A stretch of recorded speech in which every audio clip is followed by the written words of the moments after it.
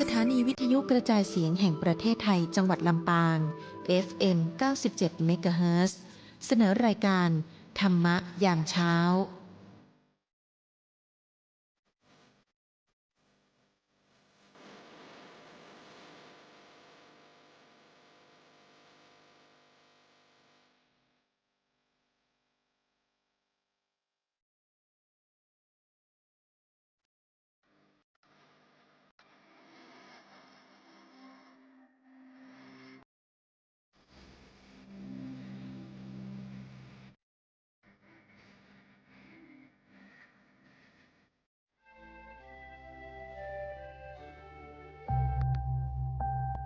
สถานีวิทยุกระจายเสียงแห่งประเทศไทยนำเสนอรายการธรรมรับอรุณโดยมูลนิธิปัญญาภาวนากับพระมหาไพบูลย์อาภีปุณโญในทุกวันพฤหัสเป็นช่วงกลั่นประสูตรที่เป็นกลางข้อมูลที่มีบทเปลี่ยนชนะและความหมายที่ลึกซึ้งงดงามน่าฟังตั้งแต่ต้นให้พ้นจนถึงที่สุดและจบลงอย่างสวยงามเป็นประสูตรเรื่องราวที่มาในพระไตรปิฎกที่เมื่อฟังแล้วจะมีการตกผลึกของความคิดเกิดเป็นความคล่องปากจำได้ขึ้นใจแทงตลอดด้วยปัญญาอย่างดีเป็นสัมมาทิฏฐิได้ในวันนี้ก็นำเสนอมหาประธานสูตรซึ่งเป็นเรื่องราวของพระพุทธเจ้าทั้งหมด7พระองค์ทั้งที่อยู่ในกัปนี้แล้วก็ที่มาในกัปก่อนๆพระพุทธเจ้าเล่าเรื่องนี้ก็ปรารภเหล่าภิกษุทั้งหลายที่ได้สอบถามถึง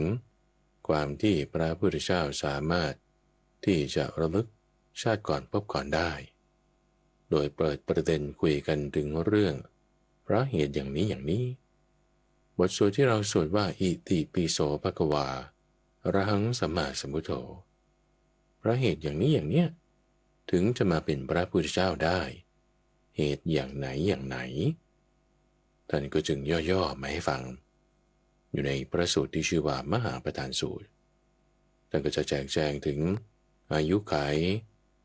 สาวกต้นไม้ที่ตรัสรู้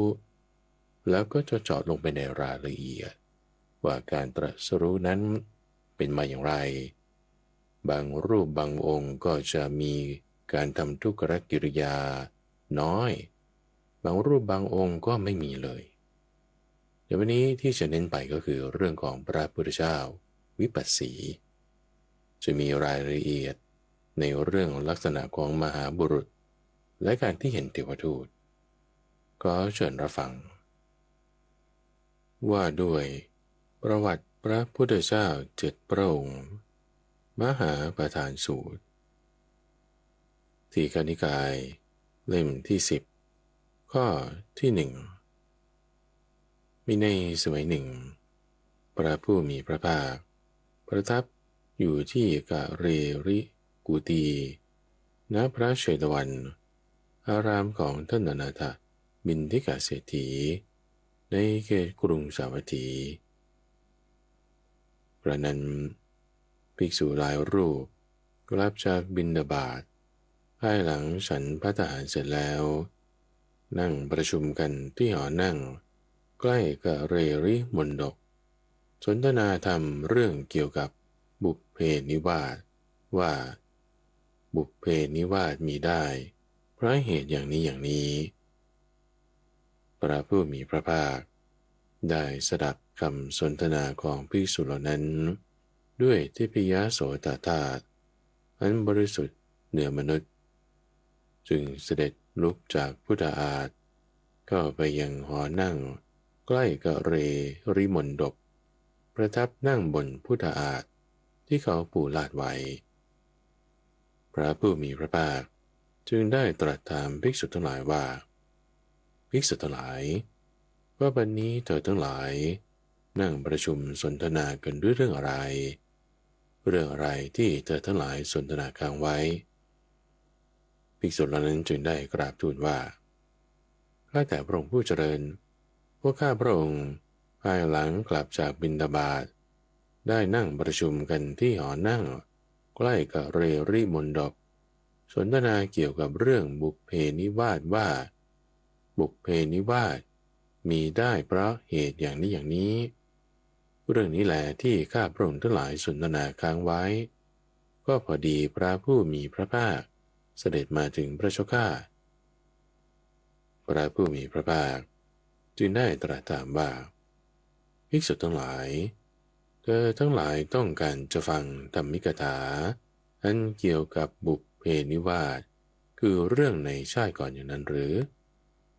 พวกภิกษุทูลว่าข้าแต่พระองค์ผู้เจริญในการนี้เป็นการสมควรทีเดียวที่พระผู้มีพระภาคจะทรงแสดงธรรมิกถาอันเกี่ยวกับบุพเพนิวาสคือเรื่องในชาติก่อนภิกษุทั้งหลายได้ฟังจากพระผู้มีพระภาคแล้วจะได้ทรงจำไว้พระเจ้าข้าภิกษุทั้งหลายถ้าอย่างนั้นเธอทั้งหลายจงตั้งใจฟังจงทำในใจให้ดีเราจะกล่าวภิกษุเหล่านั้นจึงได้รับสนองพระดำรัสแล้วพระผู้มีพระภาคจึงได้ตรัสว่าภิกษุทั้งหลายนับจากกับนี้ถอยหลังไป91กับพระผู้มีพระภาคอรหันตสัมมาสัมพุทธเจ้าพระนามว่าวิปัสสีได้เสด็จอุบัติขึ้นในโลกนับจากกับนี้ถอยหลังไป31กับพระผู้มีพระภาคอรหันตสัมมาสัมพุทธเจ้าพระนามว่าสีขีได้เสด็จอุบัติขึ้นในโลกในกับที่31นั่นเองพระผู้มีพระภาคอรหันตสัมมาสัมพุทธเจ้าพระนามว่าเวสสภูก็ได้เสด็จอุบัติขึ้นในโลกในภัตตรกัปนี้เองพระผู้มีพระภาคอรหันตสัมมาสัมพุทธเจ้าพระนามว่ากากุสันทะพระผู้มีพระภาคพระนามว่าโกนาคมนะพระผู้มีพระภาคพระนามว่ากัสสปะก็ได้เสด็จอุบัติขึ้นในโลกและบัดนี้เราผู้เป็นอรหันตสัมมาสัมพุทธเจ้าก็ได้อุบัติขึ้นมาในโลกในภัตตรกัปนี้เช่นเดียวกันก็พระวิปัสสีพระพุทธเจ้าพระสิกขีพุทธเจ้าพระเวสสภูพุทธเจ้ามีพระชาติเป็นกษัตริย์ได้เสด็จอุบัติขึ้นในตระกูลกษัตริย์พระกากุสันทพุทธเจ้าพระโกนาคมนะพุทธเจ้า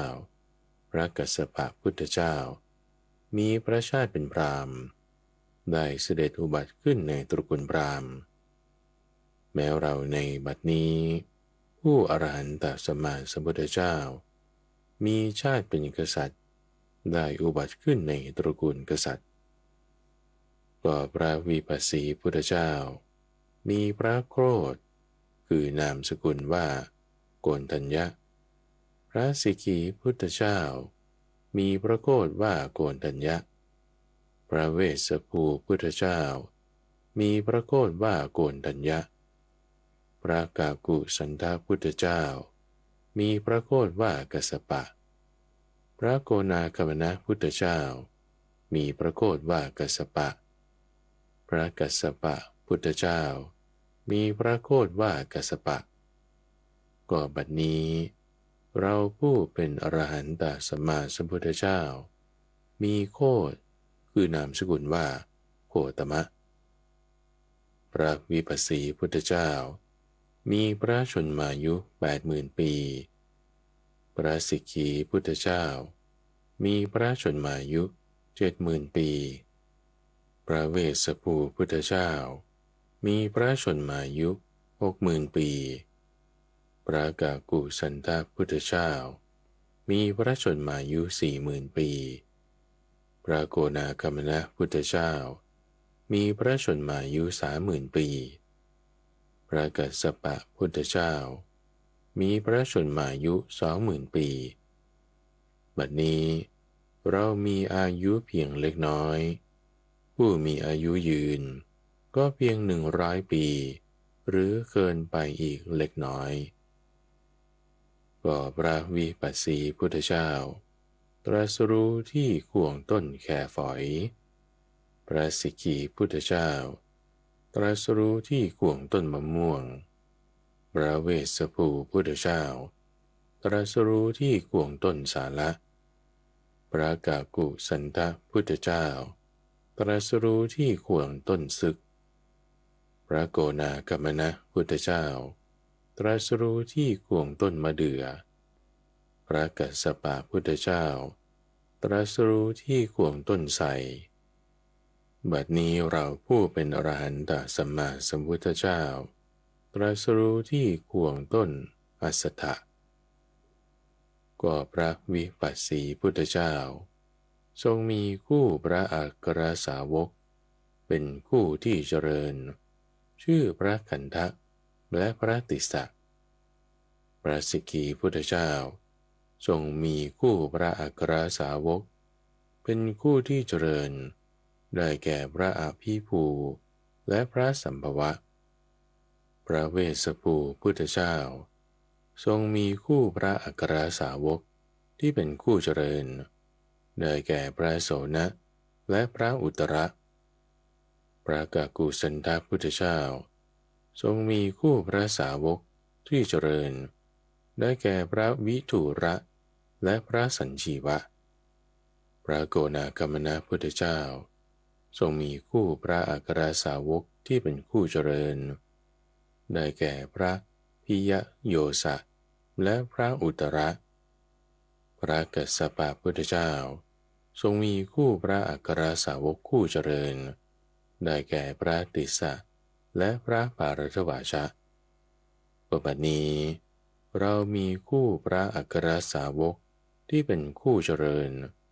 ได้แก่พระสารีบุตรและพระโมคคัลลานะ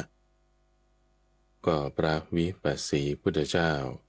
มีการประชุมสาวก3 ครั้ง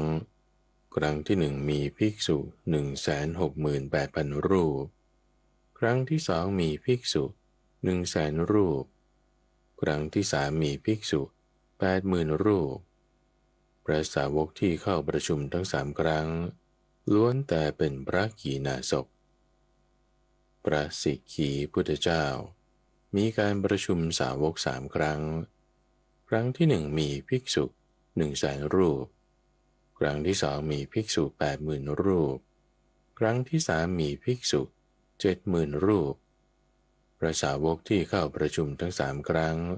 ล้วนแต่เป็นพระขีณาสพ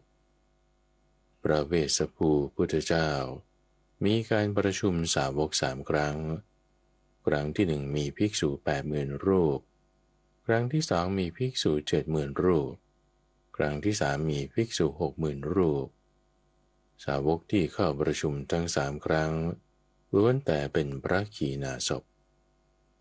พระกากุสันทพุทธเจ้ามีการประชุมสาวกครั้งเดียวมีภิกษุ 40,000 รูปสาวกที่เข้าประชุมล้วนแต่เป็นพระขีณาสพส่วนพระโกนากัมมนะพุทธเจ้ามีการประชุมสาวกครั้งเดียวมีภิกษุ 30,000 รูปพระสาวกที่เข้าประชุมล้วนแต่เป็นพระขีณาสพ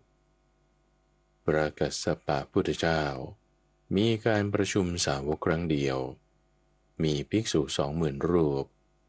และพระสาวกที่เข้าประชุมล้วนแต่เป็นพระขีณาสพก็บัดนี้เรามีการประชุมสาวกครั้งเดียวมีภิกษุ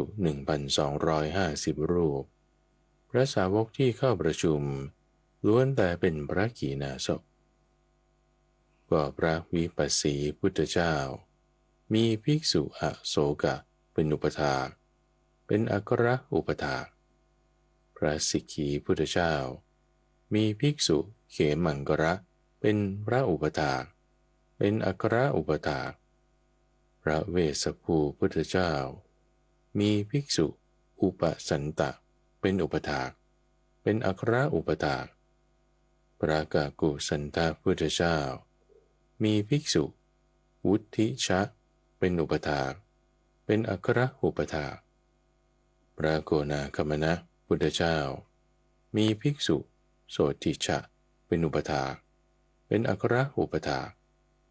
พระกัสสปะพุทธเจ้ามีภิกษุสัพพมิตรเป็นอุปถากเป็นอัครอุปถากบัดนี้เรามีภิกษุอานนท์เป็นอุปถากเป็นอัครอุปถากพระวิปัสสีพุทธเจ้ามีพระเจ้าพันธุมาเป็นพระบิดาพระนางพันธุมดีเทวีเป็นพระมารดาผู้ให้กำเนิดกรุงพันธุมดีเป็นราชธานีของพระเจ้าพันธุมาส่วนพระสิกขีพระพุทธเจ้ามีพระเจ้าอรุณะเป็นพระบิดาพระนางปภาวดีเทวีเป็นพระมารดาผู้ให้กำเนิดกรุงอรุณาวดีเป็นราชธานีของพระเจ้าอรุณะส่วนพระเวสสัภูพุทธเจ้ามีพระเจ้าสุปฏิตะเป็นพระบิดาพระนางยสวดีเทวีเป็นพระมารดาผู้ให้กำเนิดกรุงอโนมะเป็นราชธานีของพระเจ้าสุปฏิตะส่วนพระกกุสันทะพุทธเจ้ามีพราหมณ์อคิทัตตะเป็นพระบิดานางพรามณีวิสาขาเป็นพระมารดาผู้ให้กำเนิดสมัยนั้นได้มีพระราชาทรงพระนามว่าเขมะกรุงเขมาวดีเป็นราชธานีของพระเจ้าเขมะส่วนพระโกนาคัมมนะพุทธเจ้ามีพราหมณ์ยัญญทัตเป็นพระบิดานางพรามณีอุตราเป็นพระมารดาผู้ให้กำเนิดสมัยนั้นได้มีพระราชาทรงพระนามว่าโสภะกรุงโสภพดีเป็นราชธานีของพระเจ้าโสภะส่วนพระกัสสปะพุทธเจ้ามีพราหมณ์พรหมทัตเป็นพระบิดานางพรามณีธนวดีเป็นพระมารดาผู้ให้กำเนิดสมัยนั้นได้มีพระราชาทรงพระนามว่ากิงกีกรุงพาราณสีเป็นราชธานีของพระเจ้ากิงกีก็บัดนี้เรามีพระเจ้าสุโธทนะเป็นพระบิดาพระนางมายาเทวีเป็นพระมารดาผู้ให้กำเนิดกรุงกบิลพัสเป็นราชธานีพระผู้มีพระภาคผู้สุคตได้ตรัสเรื่องนี้แล้วจึงเสด็จลุกจากพุทธอาฏเข้าไปยังวิหารเมื่อพระผู้มีพระภาคเสด็จจากไปไม่นานภิกษุเหล่านั้นจึงได้สนทนาเรื่องที่ค้างไว้ต่อไปดังนี้ว่าท่านผู้มีอายุน่าอัศจรรย์จริงไม่เคยปรากฏเลยที่พระตถาคตทรงมีฤทธิ์มากมีอานุภาพมากทรงระลึกถึงพระพุทธเจ้าทั้งหลายในอดีตการผู้ปรินิพพานไปแล้วผู้ตัดทำเครื่องเนิ่นช้าได้แล้วผู้ตัดทางได้แล้วผู้ตัดวัฏฏะได้แล้วผู้ล่วงทุกข์ทั้งปวงได้แล้วทั้งโดยพระชาติพระนามพระโคดพระชนมายุผู้พระอัครสาวกและการประชุมของพระสาวกว่าแม้เพราะเหตุนี้พระผู้มีพระภาคเหล่านั้นมีพระชาติอย่างนี้แม้เพราะเหตุนี้พระผู้มีพระภาคเหล่านั้น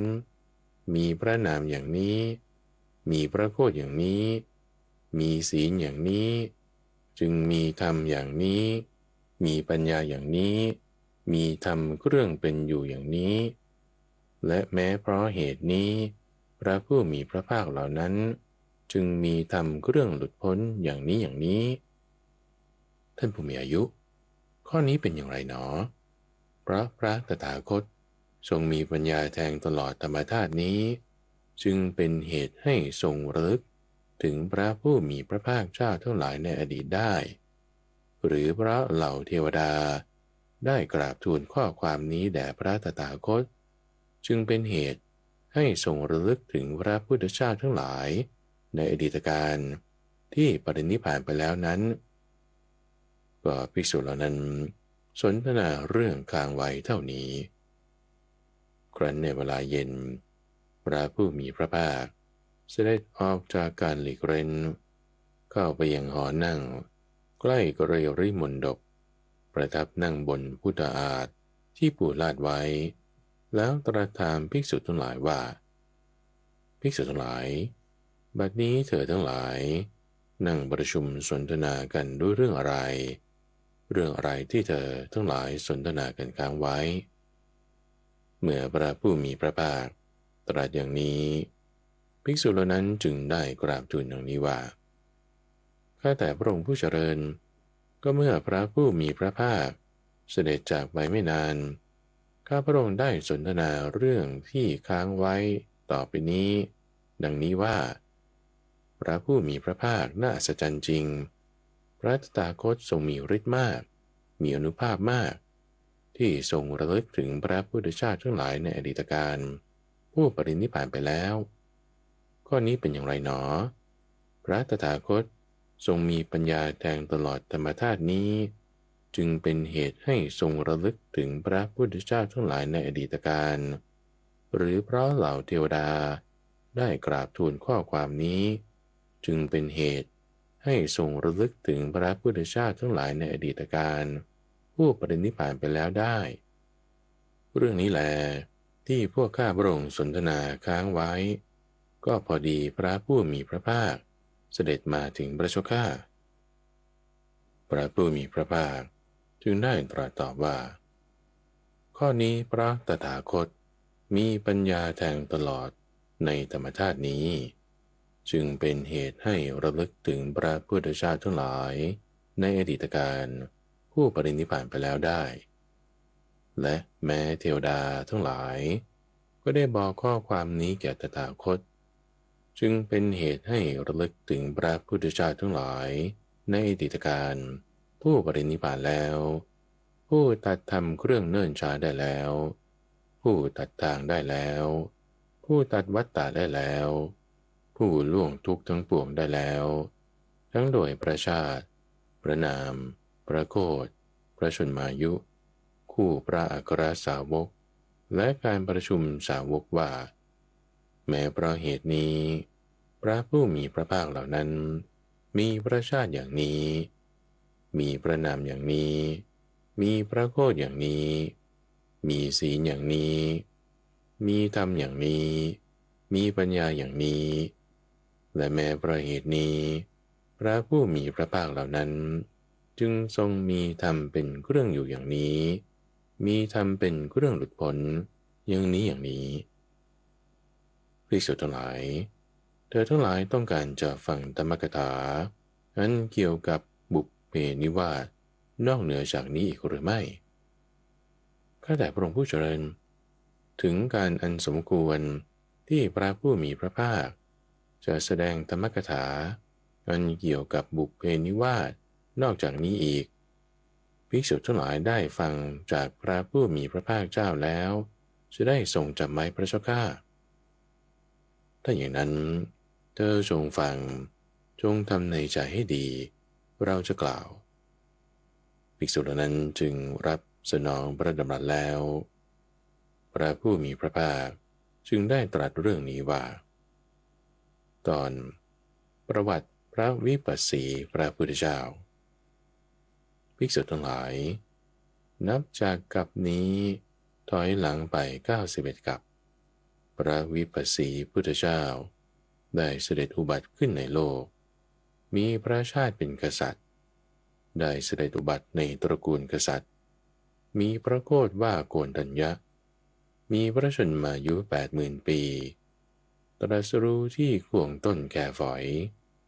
ทรงมีคู่พระอัครสาวกเป็นคู่ที่เจริญได้แก่พระกันทะและพระติสสะมีการประชุมสาวก3 ครั้งครั้งที่1มีภิกษุ 168,000 รูปครั้งที่2มีภิกษุ 100,000 รูปครั้งที่3มีภิกษุ 80,000 รูปสาวกที่เข้าประชุมทั้ง3 ครั้งล้วนแต่เป็นพระขีณาสพมีภิกษุอโศกะเป็นอุปถากเป็นอัครอุปถากมีพระเจ้าพันธุมาเป็นพระบิดาพระนางพันธุมดีเทวีเป็นพระมารดาผู้ให้กำเนิดกรุงพันธุมดีเป็นราชธานีข ของพระเจ้าพันธุมาตอนกฎธรรมดาของโพธิสัตว์16ประการภิกษุทั้งหลายพระวิปัสสีโพธิสัตว์ทรงมีสติสัมปชัญญะตลอดตั้งแต่จุติจากสวรรค์ชั้นดุสิตจนถึงเสด็จลงสู่พระกันของพระมารดาข้อนี้เป็นกฎธรรมดาในเรื่องนี้ก็มีกฎธรรมดาดังนี้คือเวลาที่พระโพธิสัตว์จุติจากสวรรค์ชั้นดุสิตเสด็จลงสู่พระกันของมารดาแสงสว่างเจิดจ้าหาประมาณมิได้ปรากฏขึ้นในโลกพร้อมทั้งเทวโลกมรโลกพรหมโลกในหมู่สัตว์พร้อมทั้งสมณพราหมณ์พร้อมทั้งเทวดาและมนุษย์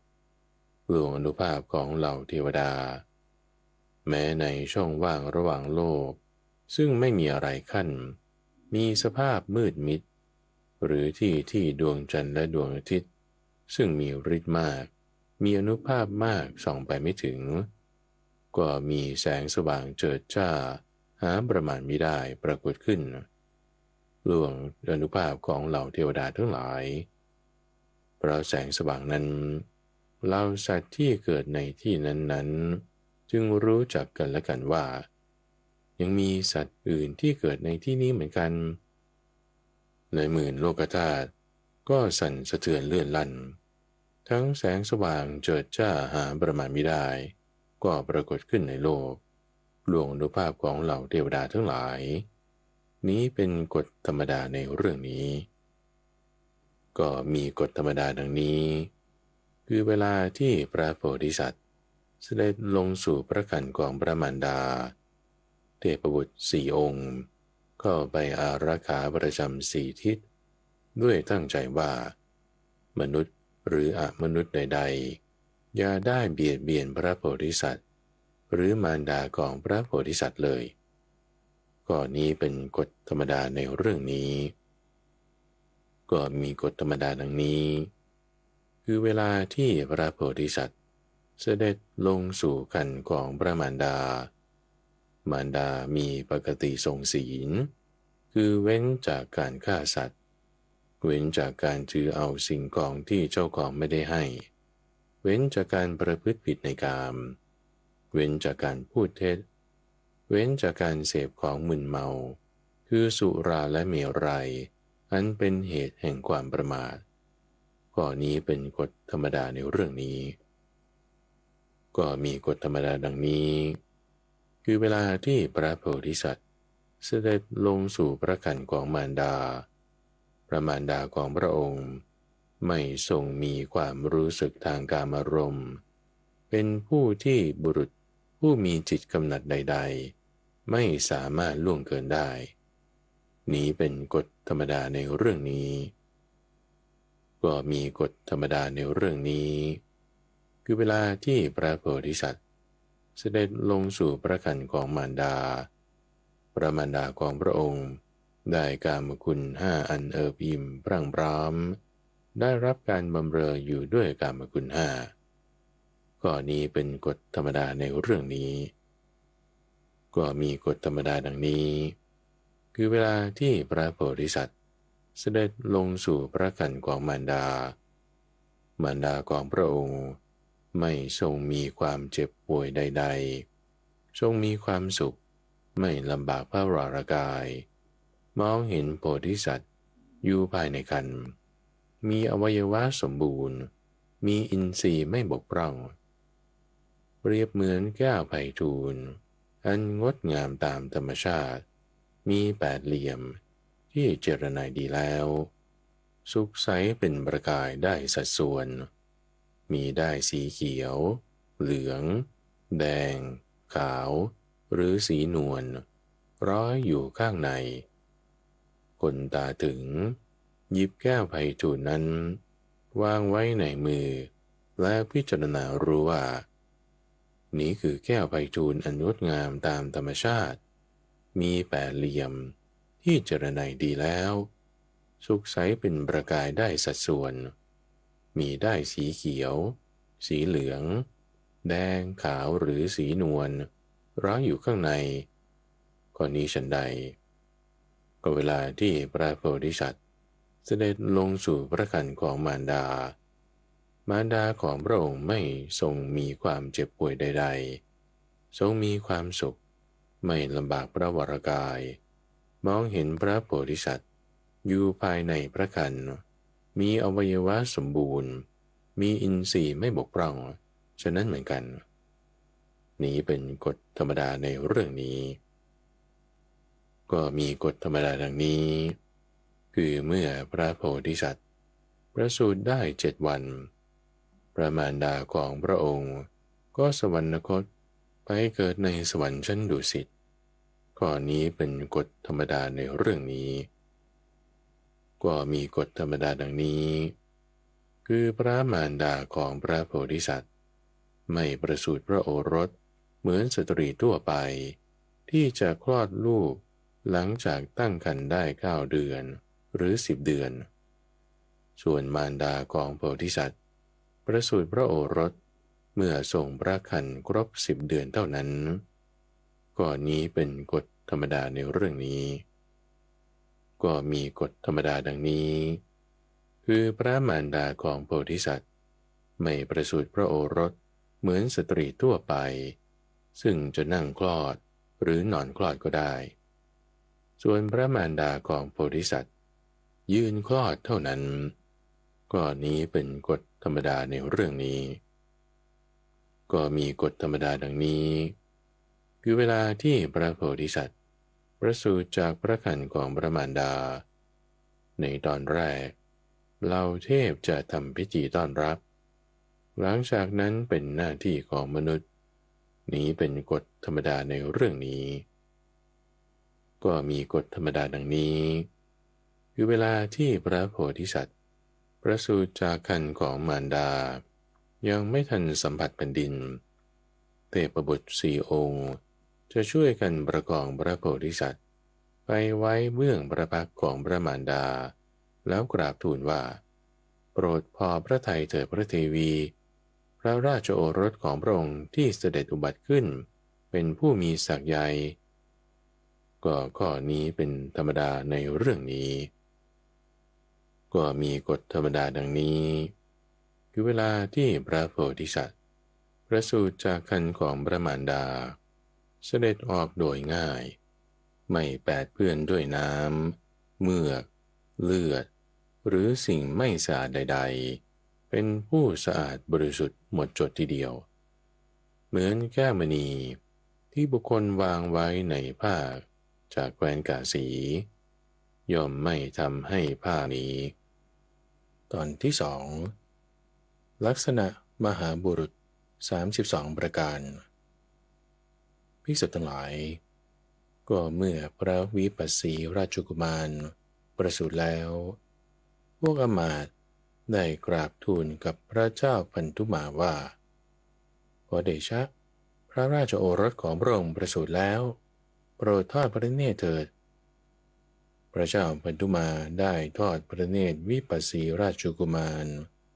แล้วรับสั่งให้เชิญพราหมณ์โหราจารย์มาด้วยตรัสว่าพราหมณ์โหราจารย์จงทำนายวิปัสสีราชกุมารพราหมณ์โหราจารย์เห็นพระวิปัสสีราชกุมารแล้วได้กราบทูลกับพระเจ้าพันธุมาว่าขอเดชะโปรดพอพระทัยเถิดพระราชโอรสของพระองค์ที่เสด็จอุบัติขึ้นนี้เป็นผู้มีศักย์ใหญ่นับว่าเป็นลาภอันประเสริฐของพระองค์ผู้ได้ราชโอรสเช่นนี้อยู่ในราชตระกูลก็เพราะพระราชกุมารพระองค์นี้สมบูรณ์ด้วยลักษณะมหาบุรุษ32 ประการที่เป็นเหตุให้มหาบุรุษผู้มีลักษณะนี้มีคติ2 อย่างไม่เป็นอย่างอื่นคือ1ถ้าอยู่ครองเรือนจะได้เป็นพระเจ้าจักรพรรดิผู้ทรงธรรมครองราชย์โดยธรรมทรงเป็นใหญ่ในแผ่นดินมีมหาสมุทรทั้ง4เป็นขอบเขตทรงได้รับชัยชนะมีพระราชอาณาจักรอันมั่นคงสมบูรณ์ด้วยแก้ว7 ประการ คือมีจักรแก้วช้างแก้วม้าแก้วมณีแก้วนางแก้วกฤหบดีแก้วและปรินายกแก้วมีพระราชโอรสมากกว่า1,000 องค์ซึ่งล้วนแต่กล้าหาญมีรูปทรงสมเป็นวีรกษัตริย์สามารถย่ำยีราชศัตรูได้พระองค์ทรงชนะโดยธรรมไม่ต้องใช้อาทยาไม่ต้องใช้สัตราครอบครองแผ่นดินมีผืนมหาสมุทรเป็นขอบเขตหรือถ้าเสด็จออกจากพระราชวังบวชเป็นบรรพชิตจะได้เป็นพระอรหันตสัมมาสัมพุทธเจ้าผู้ไม่มีกิเลสในโลกคือพระราชกุมารนี้ข้อที่ 1มีฝ่าพระบาทคือพื้นเท้าเรียบเสมอกันนี้เป็นลักษณะของมหาบุรุษนั้นข้อที่ 2พื้นฝ่าเท้าของพระราชกุมารนี้มีจักรซึ่งมีกำข้างละ1,000 ซี่มีกงและดุมและส่วนประกอบครบทุกอย่างข้อนี้เป็นลักษณะของมหาบุรุษนั้นข้อที่ 3มหาบุรุษมีส้นพระบาทยื่นยาวออกไปข้อที่ 4มหาบุรุษมีนิ้วยาวข้อที่ 5มหาบุรุษมีมือและเท้าอ่อนนุ่มข้อที่ 6มหาบุรุษมีลายฝ่ามือและฝ่าเท้าจดเรียงกันเป็นรูปตะข่ายข้อที่ 7มหาบุรุษมีข้อพระบาทอยู่สูงข้อที่ 8มหาบุรุษมีแข้งเรียวดุจแข้งเนื้อทรายข้อที่ 9มหาบุรุษเมื่อประทับยืนไม่ต้องน้อมกายลงก็ลูบถึงเข่าได้ด้วยมือทั้งสองข้อที่ 10มหาบุรุษมีองคชาตซ่อนอยู่ในฝักข้อที่ 11มหาบุรุษมีผิวพรรณดุจทองมีชวีวันเปล่งปลั่งดุจทองข้อที่ 12มหาบุรุษมีผิวพรรณละเอียดละอองธุลีไม่อาจติดผิวกายได้ก็มหาบุรุษมีโลมชาติเดียวคือในแต่ละขุมขนมีขนขึ้นเส้นเดียวข้อที่ 14มหาบุรุษมีโลมชาติคือเส้นขนปลายงอนขึ้นขอดเป็นวงเวียนขวาดังกุนทนสีครามเข้มของดอกอัญชันข้อที่ 15มหาบุรุษมีกายตั้งตรงดุจกายพรหมข้อที่ 16มหาบุรุษมีเนื้อนูนหนาในที่7 แห่งคือที่หลังมือหลังเท้าบ่าและคอข้อที่ 17มหาบุรุษมีพระวรกายทุกส่วนบริบูรณ์ดุจลำตัวท่อนหน้าของราชสีห์ข้อที่ 18มหาบุรุษมีร่องหลังเต็มเสมอกันข้อที่ 19มหาบุรุษมีพระวรกายเป็นปริมณฑลดุจปริมณฑลของต้นไทรคือส่วนสูงเท่ากับ1 วาของพระองค์1 วาของพระองค์เท่ากับส่วนสูงข้อที่20มหาบุรุษมีคอกลมเกลี้ยงข้อที่21มหาบุรุษมีเส้นประสาทรับรสอาหารได้ดีข้อที่22มหาบุรุษมีคางดุจคางราชสีห์ข้อที่23มหาบุรุษมีฟัน40 ซี่ครบถ้วนบริบูรณ์ข้อที่24มหาบุรุษมีฟันเรียบเสมอกันข้อที่25มหาบุรุษมีฟันชิดสนิทไม่ห่างกันข้อที่26มหาบุรุษมีเขี้ยวสีขาวงามข้อที่27มหาบุรุษมีลิ้นใหญ่และยาวเพียงพอข้อที่28มหาบุรุษมีสุรเสียงดุจเสียงพรหมพูดดุจเสียงร้องของนกกระเวกข้อที่ มหาบุรุษมีตาสีดำสนิทคือสีนิลข้อที่30มหาบุรุษมีดวงพระเนตรแจ่มใสดุจตาลูกโคเพิ่งคลอดข้อที่31มหาบุรุษมีอุณาโลมหว่างคิ้วขาวอ่อนเหมือนปุยนุ่นสำลีข้อที่32มหาบุรุษมีพระเศียรดุจประดับด้วยกรอบหน้าข้าแต่มหาราชก็พระราชกุมารนี้ทรงสมบูรณ์ด้วยลักษณะมหาบุรุษ32ประการนี้ที่เป็นเหตุให้มีกติ2อย่างไม่เป็นอย่างอื่นคือ1ถ้าอยู่ครองเรือนจะได้เป็นพระเจ้าจักรพรรดิผู้ครองราชย์โดยธรรมทรงเป็นใหญ่ในแผ่นดินมีมหาสมุทรทั้ง4เป็นขอบเขตทรงได้รับชัยชนะมีพระราชอาณาจักรอันมั่นคงสมบูรณ์ด้วยแก้ว7ประการคือมีจักรแก้วช้างแก้วม้าแก้วมณีแก้วนางแก้วพระบดีแก้วปรินายกแก้วมีพระราชโอรสมากกว่า1,000 องค์ซึ่งล้วนแต่กล้าหาญมีรูปทรงสมเป็นวีรกษัตริย์สามารถย่ำยีราชศัตรูได้พระองค์ทรงชนะโดยธรรมไม่ต้องใช้อาญาไม่ต้องใช้ศาสตราครอบครองแผ่นดินนี้มีมหาสมุทรสาครเป็นขอบเขตหรือ2ถ้าเสด็จออกจากพระราชวังพระนวดเป็นบรรพชิตจะได้เป็นพระอรหันตสัมมาสัมพุทธเจ้าผู้ไม่มีกิเลสในโลกตอนเหตุที่ทรงได้พระสมัญญาว่าวิปัสสีต่อมาพระเจ้าพันธุมาโปรดให้พราหมณ์โหราจารย์นุ่งห่มผ้าใหม่ทรงเลี้ยงดูให้อิ่มหนำด้วยสิ่งที่ต้องการทุกอย่างแล้วรับสั่งให้ตั้งพี่เลี้ยงนางนมแก่พระวิปัสสีราชกุมารคือหญิงพวกหนึ่งให้พระราชกุมารเสวยน้ำนมพวกหนึ่งให้ทรงสนานพวกหนึ่งให้คอยอภิบาลพวกหนึ่งให้คอยอุ้มก็ตั้งแต่ประสูติพระวิปัสสีราชกุมารพวกราชบุรุษก็คอยกั้นเสวตฉัตรถวายทั้งกลางวันและกลางคืนด้วยตั้งใจว่าความหนาวความร้อนหญ้า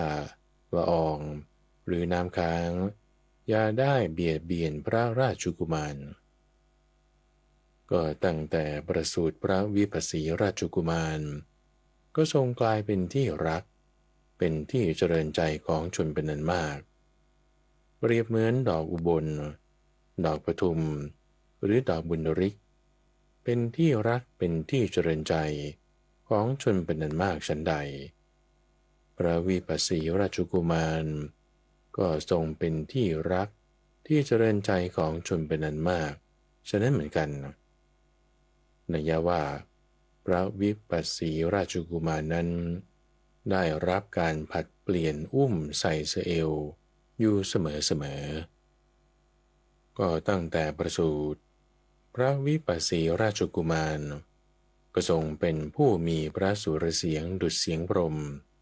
คือไพเราะอ่อนหวานกลมกล่อมจับใจหมู่นกกระเวกที่ภูเขาหิมพานต์เป็นสัตว์มีสำเนียงไพเราะอ่อนหวานกลมกล่อมจับใจชั้นใดพระวิปัสสีราชกุมารก็เป็นผู้มีพระสุรเสียงดุจเสียงพรหมไพเราะอ่อนหวานกลมกล่อมจับใจฉะนั้นก็ตั้งแต่ประสูติพระวิปัสสีราชกุมารก็ทรงมีทิพยจักษุอันเกิดจากวิบากแห่งกรรมที่เป็นเหตุให้มองเห็นไกลได้ตลอด1 โยชน์โดยรอบทั้งกลางวันและกลางคืนก็ตั้งแต่ประสูติพระวิปัสสีราชกุมารทรงเพ่งดูไม่กระพริบพระเนตรพวกเทวดาชั้นดาวดึงส์แลดูไม่กระพริบตาชั้นใด พระวิปัสสีราชกุมารก็ทรงเพ่งดูไม่กระพริบตาฉะนั้นเหมือนกันจึงเกิดมีสมัญญาว่าวิปัสสีวิปัสสีต่อมาพระเจ้าพันธุมาประทับในศาลตัดสินคดีทรงให้พระวิปัสสีราชกุมารประทับนั่งบนตักขณะทรงพิจารณาคดีก็นัยยะว่าพระวิปัสสีราชกุมารประทับนั่งบนตักของพระราชบิดาในศาลตัดสินคดีนั้นทรงวินิจฉัยให้คดีดำเนินไปด้วยพระญาณเพราะคำเล่าลือว่าพระราชกุมารวินิจฉัยให้คดีดำเนินไปด้วยพระญาณมีปริมาณมากขึ้นจึงเกิดมีพระสมัญญาว่าวิปัสสีวิปัสสีต่อมาพระเจ้าพันธุมาโปรดให้สร้างปราสาท3 หลังสำหรับพระวิปัสสีราชกุมารคือหลังหนึ่งสำหรับประทับในฤดูฝนหลังหนึ่งสำหรับประทับในฤดูหนาวหลังหนึ่งสำหรับประทับในฤดูร้อนโปรดให้บำรุงราชกุมารด้วยกามคุณ5ก็พระวิปัสสีราชกุมารทรงได้รับการบำรุงบำเรอด้วยดนตรีที่ไม่ปะปนด้วยบุรุษในปราสาทสำหรับประทับในฤดูฝนไม่ได้เสด็จลงชั้นล่างปราสาทตลอด4 เดือนว่าด้วยเทวทูต4เรื่องของคนชราภิกษุทั้งหลายเมื่อเวลาล่วงไปหลายปีหลายร้อยปีหลายพันปีพระวิปัสสีราชกุมารรับสั่งเรียกนายสารถีมาแล้วตรัสว่าสหายสารถีเธอจงเทียมยานพาหนะคันงามๆเราจะไปอุทยานชมภูมิประเทศที่สวยงามนายสารถีจึงรับคำดังนั้นเมื่อเรียบร้อยแล้วจึงได้กราบทูลว่าขอเดชะหม่อมฉันได้เตรียมพาหนะคันงามๆไว้แล้วขอพระองค์ทรงกำหนดเวลาที่สมควรเถิดก็พระวิปัสสีราชกุมารได้ทรงยานพาหนะคันงามเสด็จประพาสอุทยานพร้อมด้วยยานพาหนะคันงามๆตามเสด็จอีกหลายคันขณะที่เสด็จประพาสอุทยานพระวิปัสสีราชกุมารได้ทอดพระเนตรเห็นชายชราผู้มีซี่โครงคดเหมือนกลอนประตูหลังงองุ้มเดินถือไม้เท้างกงกเงินเงินกระสับกระส่ายหมดความหนุ่มแน่นจึงได้ตรัสตามนายสารถีว่าสหายสารถีชายคนนี้ถูกใครทำอะไรให้เส้นผมและร่างกายของเขาจึงไม่เหมือนคนอื่นๆก็เดชะผู้นี้ชื่อว่าคนชราพระเจ้าข้าก็ทำไมเขาจึงเรียกว่าคนชราก็ผู้นี้ชื่อคนชราเพราะเวลานี้เขาจะมีชีวิตอยู่ได้อีกไม่นานพระเจ้าข้าสารถีก็ถึงแม้ตัวเราก็จะต้องแก่เฒ่าเป็นธรรมดาหนีไม่พ้นกระนั้นหรือก็ทั้งพระองค์และหม่อมฉันก็ล้วนแต่ต้องแก่เฒ่าเป็นธรรมดาหนีไม่พ้นพระเจ้าข้าสหายสารถีก็ถ้าเช่นนั้นวันนี้เราชมอุทยานพอแล้วเธอจงขับรถกลับเข้าเมืองเถิดนายสารถีจึงได้ทูลรับพระบัญชาขับราชรถกลับเข้าเมืองทันทีพระวิปัสสีราชกุมารเสด็จถึงพระราชฐานชั้นในทรงมีทุกข์มีพระทัยไม่ยินดีมีพระดำริว่าขึ้นชื่อว่าความเกิดช่างน่ารังเกียจนักเพราะเมื่อมีความเกิดก็มีความแก่ต่อมาพระเจ้าพันธุมารับสั่งให้เรียกนายสารถีมาแล้วตรัสถามว่า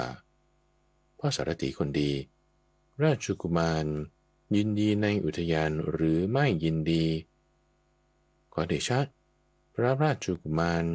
ไม่ทรงยินดีในพระอุทยานไม่ทรงพอพระทัยในพระอุทยานก็ขณะเที่ยวชมอุทยานไม่ทรงพอพระทัยในพระอุทยานพระเจ้าข้าท้าวเธอจึงได้ตรัสถามว่าก็ขณะเที่ยวชมอุทยานราชกุมารพบเห็นอะไรหรือก็ขณะที่เสด็จประพาสอุทยานพระราชกุมารได้ทอดพระเนตรเห็นชายชรา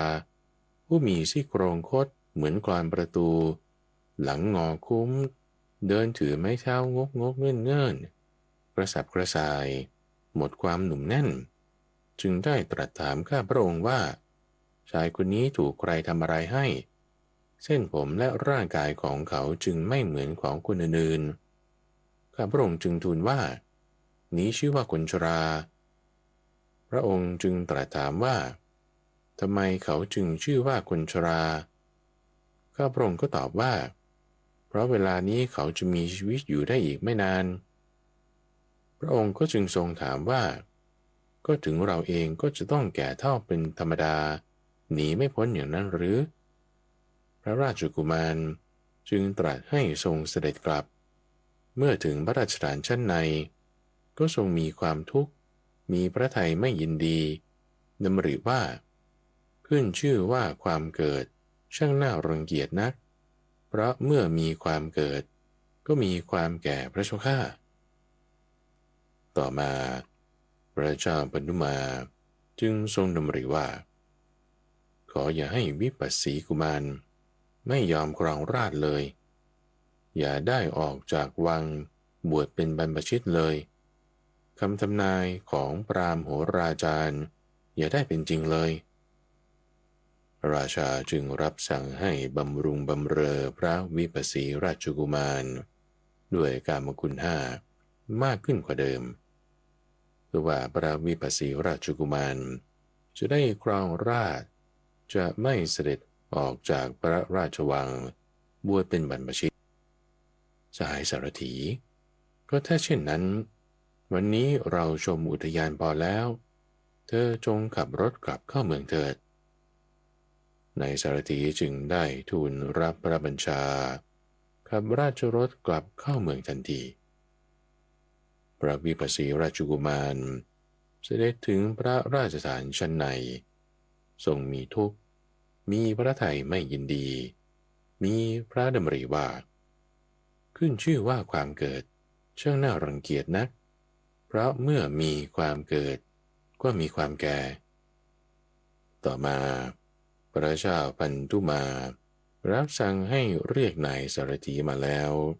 ตรัสถามว่าพ่อสารถีคนดีราชกุมารยินดีในอุทยานหรือไม่ยินดีขอเดชะพระราชกุมารไม่ทรงยินดีในพระอุทยานไม่ทรงพอพระทัยในพระอุทยานก็ขณะเที่ยวชมอุทยานไม่ทรงพอพระทัยในพระอุทยานพระเจ้าข้าท้าวเธอจึงได้ตรัสถามว่าก็ขณะเที่ยวชมอุทยานราชกุมารพบเห็นอะไรหรือก็ขณะที่เสด็จประพาสอุทยานพระราชกุมารได้ทอดพระเนตรเห็นชายชราผู้มีซี่โครงคดเหมือนกลอนประตูหลังงอคุ้มเดินถือไม้เท้างกงกเงื่อนเงื่อนกระสับกระส่ายหมดความหนุ่มแน่นจึงได้ตรัสถามข้าพระองค์ว่าชายคนนี้ถูกใครทำอะไรให้เส้นผมและร่างกายของเขาจึงไม่เหมือนของคนอื่นๆข้าพระองค์จึงทูลว่านี้ชื่อว่าคนชราพระองค์จึงตรัสถามว่าทำไมเขาจึงชื่อว่าคนชราข้าพระองค์ก็ตอบว่าเพราะเวลานี้เขาจะมีชีวิตอยู่ได้อีกไม่นานพระองค์ก็จึงทรงถามว่าก็ถึงเราเองก็จะต้องแก่เฒ่าเป็นธรรมดาหนีไม่พ้นอย่างนั้นหรือพระราชกุมารจึงตรัสให้ทรงเสด็จกลับเมื่อถึงพระราชฐานชั้นในก็ทรงมีความทุกข์มีพระทัยไม่ยินดีดำริว่าขึ้นชื่อว่าความเกิดช่างน่ารังเกียจนักเพราะเมื่อมีความเกิดก็มีความแก่พระเจ้าข้า ต่อมาพระเจ้าปนุมาจึงทรงดำริว่าขออย่าให้วิปัสสีกุมารไม่ยอมครองราชย์เลยอย่าได้ออกจากวังบวชเป็นบรรพชิตเลยคำทำนายของพราหมณ์โหราจารย์อย่าได้เป็นจริงเลยราชาจึงรับสั่งให้บำรุงบำเรอพระวิปัสสีราชกุมารด้วยกามคุณห้ามากขึ้นกว่าเดิมเพื่อว่าพระวิปัสสีราชกุมารจะได้ครองราชย์จะไม่เสด็จออกจากพระราชวังบวชเป็นบรรพชิตและคำทำนายของพราหมณ์โหราจารย์จะผิดพลาดก็พระวิปัสสีราชกุมารทรงเอิบอิ่มพรั่งพร้อมได้รับการบำเรออยู่ด้วยกามคุณห้าในเขตพระราชฐานนั้นก็เมื่อเวลาล่วงไปอีกหลายปีหลายร้อยปีหลายพันปีพระวิปัสสีราชกุมาร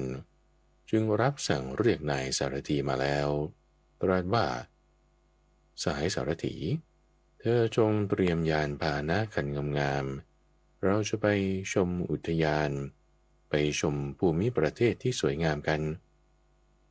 นายสารถีจึงได้ทูลรับพระบัญชาเตรียมพาหนะคันงามๆแล้วกราบทูลว่าขอเดชะพาหนะคันงามๆได้เตรียมไว้แล้วขอพระองค์ทรงกำหนดเวลาที่สมควรบัดนี้เถิดพระเจ้าข้าก็พระวิปัสสีราชกุมารทรงยานพาหนะคันงามเสด็จประพาสอุทยานพร้อมด้วยพาหนะคันงามๆตามเสด็จอีกหลายคันเมื่อเสด็จประพาสอุทยานอีกพระวิปัสสีราชกุมารได้ทอดพระเนตรเห็นคนเจ็บทนทุกข์ป่วยหนักนอนทุรนทุรายจมกองมูดกองคูดคืออุจจาระปัสสาวะของตนจนคนอื่นต้องช่วยกันพยุงให้กินอาหารพระองค์จึงได้ตรัสถามนายสารถีว่าสหายสารถีชายคนนี้ถูกใครทำอะไรให้ในตาทั้งคู่และศีรษะของเขาจึงไม่เหมือนของคนอื่นขอเดชะผู้นี้ชื่อว่าคนเจ็บพระเจ้าข้าสหายสารถีก็ทำไมเขาจึงชื่อว่าคนเจ็บหรือผู้นั้นชื่อว่าคนเจ็บเพราะเขาหายจากความเจ็บป่วยนั้นได้อย่างยากเย็นพระเจ้าข้าสารถีถึงเราเองก็จะต้องเจ็บป่วยเป็นธรรมดาหนีไม่พ้นความเจ็บไข้อย่างนั้นหรือก็ทั้งพระองค์และหม่อมฉันล้วนแต่ต้องเจ็บป่วยเป็นธรรมดาหนีไม่พ้นหรอกพระเจ้าข้าสายสารถีถ้าเช่นนั้นวันนี้เราชมอุทยานพอแล้วเธอจงขับรถกลับเข้าเมืองเถิดนายสารถีจึงได้ทูลรับพระบัญชาขับราชรถกลับเข้าเมืองทันทีมหาประธานสูตรยังมีต่อและที่ท่านได้รับฟังจบไปนั้นคือมหาประธานสูตรตอนที่หนึ่งเรื่องของพระพุทธเจ้าวิปัสสีในรายการธรรมารับอรุณช่วงกลางประสูตรนำเสนอโดยมูลนิธิปัญญาภาวนาดำเนินรายการโดยพระมหาไพบูลย์อภิปุณโญท่านสามารถติดตามรับฟังช่วงของกลางประสูตรได้ในทุกวันพฤหัสตั้งแต่เวลา 5:00 ถึง 6:00 น.ทางสถานีวิทยุกระจายเสียงแห่งประเทศไทยหรือว่าในเครือข่ายของกรมประชาสัมพันธ์ตามช่วงเวลาต่างๆหรือรับฟังย้อนหลังได้ในระบบพอดแคสต์หรือที่เว็บไซต์ปัญญา .org panya.org แล้วพบกันใหม่ในวันพรุ่งนี้เจริญพรติดตามรับฟังรายการธรรมะยามเช้าได้ใหม่ในวันและเวลาเดียวกันนี้ทางสถานีวิทยุกระจายเสียงแห่งประเทศไทยจังหวัดลำปาง FM 97 เมกะเฮิรตซ์